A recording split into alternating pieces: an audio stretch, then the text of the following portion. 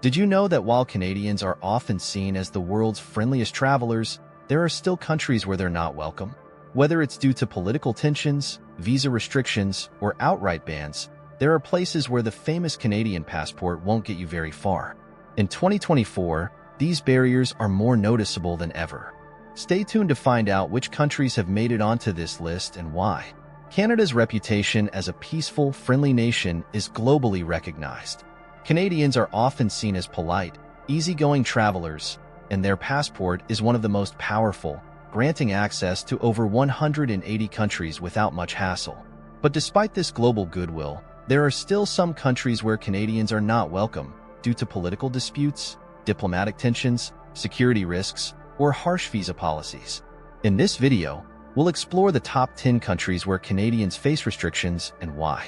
Some of these might be obvious, like countries involved in ongoing wars, while others might surprise you with their strict policies. We'll dive deep into each country's specific reasons and help you understand what makes them hesitant or outright hostile toward Canadian visitors. Let's dive in.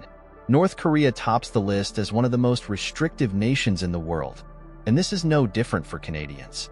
As of 2024, North Korea remains off-limits to most Western travelers due to its strict isolationist policies and hostile relations with many Western countries, including Canada.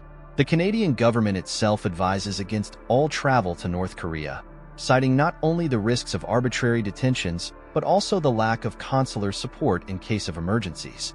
Since North Korea offers no real diplomatic relationship with Canada, even obtaining a visa is almost impossible for regular tourists. Beyond the obvious political tensions, the country's unpredictable nature and its nuclear ambitions mean that Canadians are simply not welcome. Those who do manage to enter North Korea, typically through strictly regulated tours, do so at their own peril, and any infraction, no matter how minor, could result in severe consequences. Would you take the risk of visiting North Korea if given the opportunity? Tell us in the comments below. Once a hub of rich culture and ancient history, Iran has become increasingly off-limits to Canadians over the last decade. Diplomatic relations between Canada and Iran have been strained since 2012 when Canada closed its embassy in Tehran, and Iran did the same with its embassy in Ottawa. Without these diplomatic ties, Canadian travelers are left without significant support if any issues arise during their trip. Furthermore, Iran's growing isolation from Western nations, exacerbated by international sanctions, has made it difficult for Canadians to secure visas. The Iranian government has also been known to detain dual citizens and Westerners on espionage charges, leading Canada to issue warnings to its citizens. For Canadians with roots in Iran, the situation is even more complicated, as dual citizens have faced additional scrutiny and are often not allowed to leave the country once they enter. Since the start of the Syrian civil war in 2011, Syria has become one of the most dangerous places on the planet. The combination of ongoing conflict, widespread destruction, and the presence of extremist groups like ISIS has made the country a no-go zone for nearly all foreigners, including Canadians. The Canadian government advises against all travel to Syria, and it's nearly impossible for Canadian tourists to obtain visas. Even humanitarian workers struggle to gain entry, and those who do risk being caught in bombings, kidnappings, or worse. With no Canadian embassy in Syria, there's virtually no help available if something goes wrong. Canadians should steer clear of Syria for the foreseeable future, as the country's situation remains dire and recovery is far from certain. After the Taliban regained control of Afghanistan in 2021, the country's safety for foreign visitors plummeted. For Canadians, it's now considered one of the most dangerous places to visit. The Canadian government has officially advised against all travel to Afghanistan due to the significant risks posed by the new regime, which includes terrorism, arbitrary detentions, and lack of legal recourse for foreigners. Under Taliban rule, human rights abuses are rampant, and Westerners are often seen with suspicion. The Afghan government, now under the Taliban, has limited capacity to protect foreign nationals, and Canadians are particularly vulnerable given Canada's past military involvement in the country. Yemen is another country embroiled in a brutal civil war that has made it essentially inaccessible to Canadians. Since 2015, the conflict between the Saudi-backed Yemeni government and Houthi rebels has led to widespread famine, disease, and destruction of infrastructure. The country is also a hotspot for terrorism, with groups like Al-Qaeda and ISIS exploiting the chaos. Canadians face immense risks if they attempt to enter Yemen. The Canadian government has closed its embassy in the country and strongly advises all citizens to avoid travel there. Humanitarian access is limited, and journalists or aid workers who enter are often targeted. The lack of medical facilities, food, and safe zones makes it a nightmare destination for any traveler. As the war in Ukraine continues, Russia's relations with Western countries, including Canada, have deteriorated to an all-time low. In retaliation for sanctions and Western support of Ukraine, Russia has placed restrictions on Western travelers, and Canadians may face difficulties getting visas or even entering the country. Canadians are often subjected to increased scrutiny, and in some cases, Western travelers have been detained on accusations of espionage. The political climate makes it risky for Canadians to visit, especially if they have voiced support for Ukraine or have political or humanitarian affiliations. Additionally, Russia has imposed strict laws on free speech and protest, making it dangerous for anyone critical of the government to travel there. Have you ever visited Russia? How do you feel about the current political climate impacting travel? While Saudi Arabia is working hard to present itself as a modern tourist destination with projects like NEOM and increased tourism initiatives, it remains a highly restrictive place for Canadians, especially those outspoken on human rights issues. The kingdom's strict interpretation of Islamic law and political environment makes it a sensitive destination for Westerners.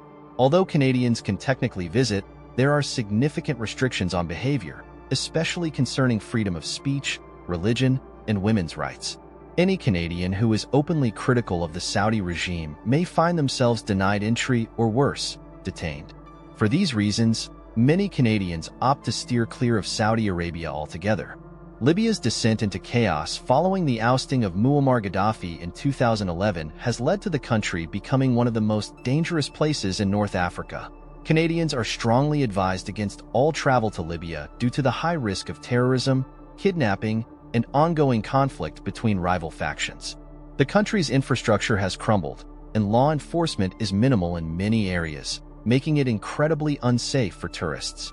Entry into Libya is heavily restricted, and visas are nearly impossible for non-essential travel. Even humanitarian workers are often turned away, and the risks far outweigh the benefits for most travelers. Belarus has been a politically unstable nation since its controversial 2020 election, where President Alexander Lukashenko claimed victory amidst widespread allegations of fraud. The country's close ties to Russia, especially its support for the invasion of Ukraine, have made Belarus an increasingly isolated nation. Western travelers, including Canadians, are viewed with suspicion, and recent crackdowns on protesters have made the situation even more precarious. While it's not impossible for Canadians to enter Belarus, those with any affiliation to political activism or opposition groups may face severe consequences. For this reason, the Canadian government advises caution when traveling to Belarus. Relations between Canada and China have become increasingly tense over the past few years, especially after the 2018 arrest of Huawei executive Meng Wanzhou and the subsequent detention of Canadian citizens Michael Kovrig and Michael Spavor in China. While both Meng and the two Michaels have since been released, the diplomatic fallout continues to strain relations between the two nations. Though China is still open to Canadian tourists, political tensions mean that Canadians visiting China could face arbitrary detention or be subjected to heightened surveillance.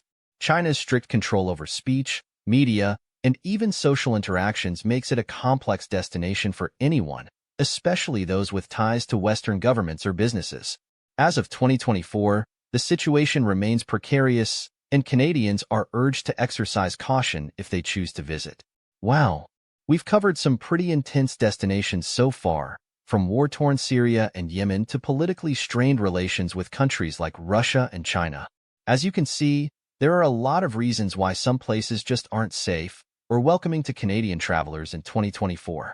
But don't go away just yet, because there are still a few more interesting countries on our list that may surprise you. If you're finding this video useful, please hit that like button and subscribe for more travel tips and safety updates. We're always diving deep into the latest travel trends and safety concerns, so stay connected.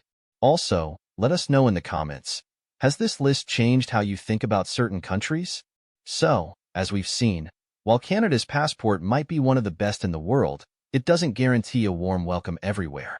Whether it's due to war, political tensions, or just general hostility toward Western nations, Canadians need to be cautious when planning travel to certain destinations. In 2024, the world continues to shift, and as travelers, we need to stay informed about which places might pose more risks than others. Remember, this list isn't about fear-mongering. It's about being aware and prepared. Many countries on this list have beautiful cultures and histories, but they also come with significant challenges. So, do your research, stay informed, and always prioritize your safety when considering a trip abroad. Did you know that Canadians traveling to Europe will now need an ESHA's visa starting in 2024? This new travel requirement applies to most European Union countries and is something you'll need to plan for if you're heading there soon. Always check visa requirements before you go.